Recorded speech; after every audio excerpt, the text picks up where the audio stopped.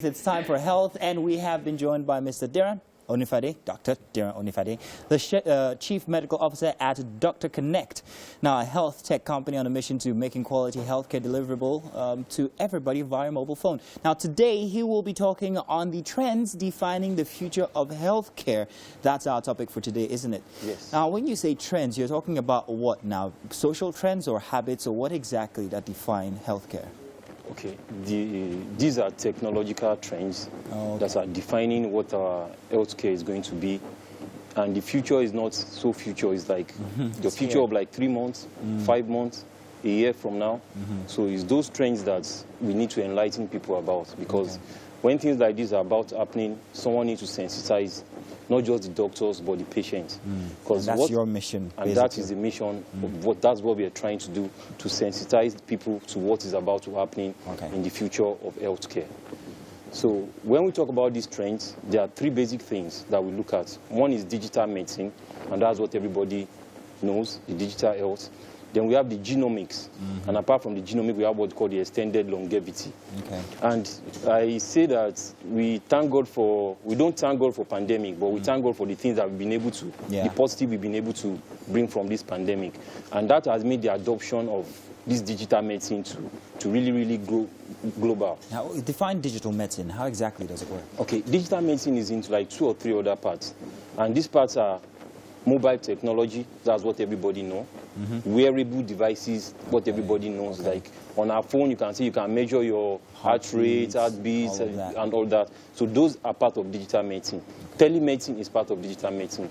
Now we see that a lot of telemedicine companies are coming up. Hospitals can talk to their patients at home and all. You're here, for instance. Yes, yes. So I can actually do a consultation on telemedicine with a patient right now without having to. What has changed is that a cultural transformation is ongoing in medicine right now. It is really, really ongoing. And what we are trying to do is that we are trying to make the patient the point of care. Initially, what happened is the point of care is in the hospital.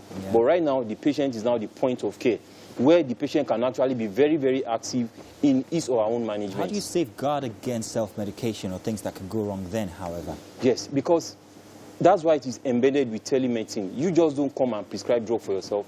The doctor reads the medication to give you, he sends it to the pharmacy delivers it into your house. So you get all those experience right at the home without having to go to the hospital. So that is what digital medicine is all about. Then the genomics aspect of it, what that we are trying to do with genomics aspect of it is that we have seen that 2 people might have hypertension. The drug might work for you, it might not work for me, because of our different in genealogy and everything. So drugs are now being defined to you in particular.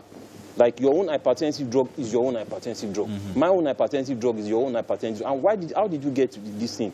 Because of this COVID-19 vaccine and all, people have been able to see that genomics can be used to make drug that is specific for you, and not just for everybody. A longer period of time because you have to tailor it for the individual. No, deep learning solves all that problem. Deep learning? We call it deep learning. It's a form of artificial intelligence. It's called deep learning. Everything is through the system and the computer too. They've been able to bring all these genomics together, and in a split of seconds, these things are done.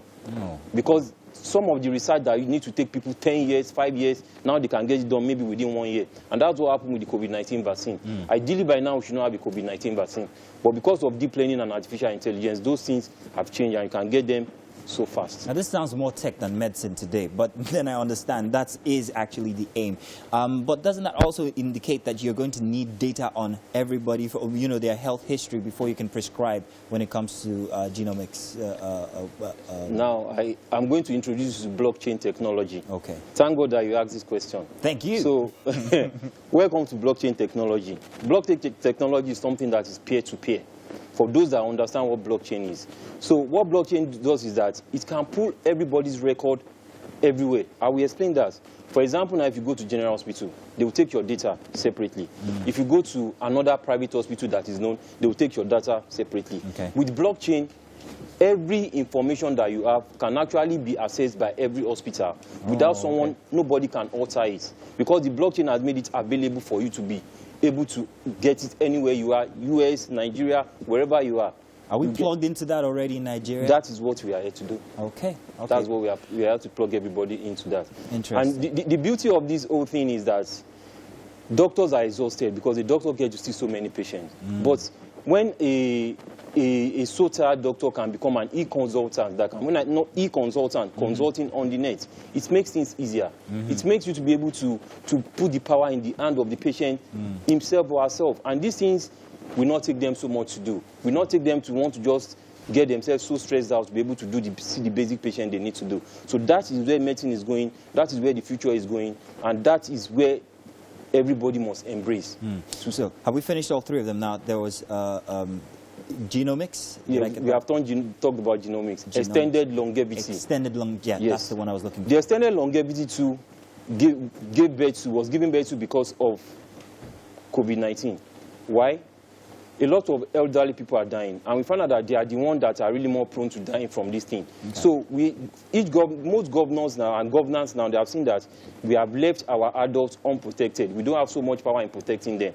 So with the extended longevity, what we are trying to do with that is that we are trying to put our elderly in such a way that their blood glucose level, their BP, their heart rate, their ECG can be measured on the go. Even when they are in the nursing home or they are in their house and all that, we measure these things on the go. The data are sent to their own smartphone, which sync with their doctors immediately, and their doctors see it and recommend something fast to the elderly. Because if you look something like diabetes, the statistic is 1 in every 17 of the general population, but with adults is 1 in every 4. Wow. So we need something on the go. And the human body is a data machine. The kind of data that the human body generates all the time is enormous. Nothing generated, not your Facebook, not your Twitter, nothing. So we get those data directly from the adult, elderly ones, and the treatment starts. Wow. Well, I'm hoping that the penetration for this actually extends far beyond the metropolitan cities like Lagos, Abuja, or Port Harcourt, because there are plenty of people in the hinterlands who need that kind of information passed to them. So I'm hoping that this is something that is going to be widespread eventually. It will. And it will make health cheaper, because when a lot of people are assessing something, the funds you need to do it is going to be quite low, because all you just need is just small volume of all that, which amounts to a lot of whatever I want to do. And it creates opportunity for a lot of people, digital marketers, online influencers. Quite a lot of people are going to benefit from what this is going to bring into the market. Thank you very much, Dr. Diran. Always a pleasure to have you here, especially throughout this month. We've really enjoyed your inclusion in our show here when it comes to health, and we look forward to seeing you again. Thank you so much. Do stay tuned. It's still Wake Up Nigeria. We're having plenty of fun here. We'll be right back. If you stick around, we'll even include you in the show when we do social media. Do stay tuned.